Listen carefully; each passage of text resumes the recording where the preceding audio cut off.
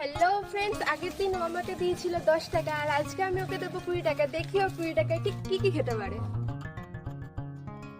হাতে টাকা পাওয়া মাত্রই অ্যাজ ইউজুয়াল ও আমায় ছেড়ে হাঁটা দিল একা একা।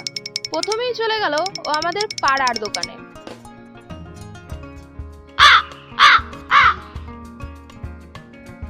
সেখান থেকে কিনে আনলো ও 10 টাকা দিয়ে একটা লস্যি। এখনো ওর কাছে আছে 10 টাকা। চলো দেখি 10 টাকায় ও আর কি কি খেতে পারে। তারপরে চলে গেল ও আরেকটা দোকানে।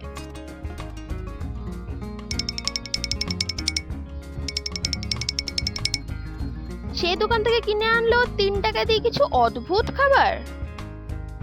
ও মা, ও আশেপাশে কোথাও ছিল না। দেখি ও পেছন দিকে কোথা থেকে হুট করে উদয় হলো। তারপর দেখি ও কিনে এনেছে 2 টাকা দিয়ে একটা চকলেট। ও চলে গেল আরেকটা দোকানে।